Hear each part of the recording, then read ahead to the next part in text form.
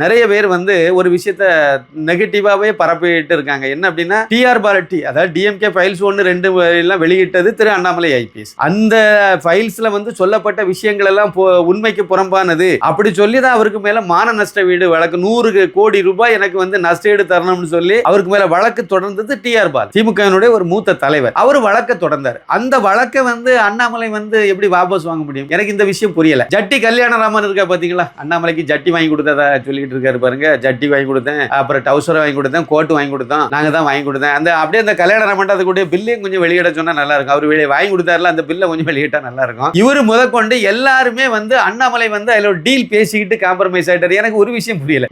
நல்லா யோசிச்சு பாருங்க. வழக்கு தொடுத்தது யாரு? டிஆர் பால். அந்த வழக்குல நேரடியா கோர்ட்ல வந்து ஆஜராகவே ஆகும்போது அவர்கிட்ட கேள்வி கேட்டது யாரு? அண்ணாமலை ஐபிஎஸ். அவர் கேட்ட கேள்விக்கு பதில் சொல்ல முடியாம திணறினது யாரு? டிஆர் பால். ஏன்டா தேவையில்லாம வழக்கம் போல எல்லா மாடும் முட்டாதுன்னு சொல்லி முட்டாள்தனமா நம்ம நடந்துகிட்டோமே, தேவையில்லாம இப்ப கோர்ட்ல விட்டு நம்மள வந்து உரிடி உரிக்கிறாரே அண்ணாமலைங்கிற மாதிரியான ஒரு சூழ்நிலை உருவாச்சுது. மறுபடியும் அவர்கிட்ட நேரடி விசாரணை நடத்த போறேன்னு அண்ணாமலை சொல்லியிருந்தார். இப்ப மிச்ச மீதி இருக்கதும் இன்னும் வரப்போகுதுன்னு தெரிஞ்சதுனால அவர் வந்து வாபஸ் வாங்குற, வழக்கு தொடுத்தவர் தானே வாபஸ் வாங்க முடியும்.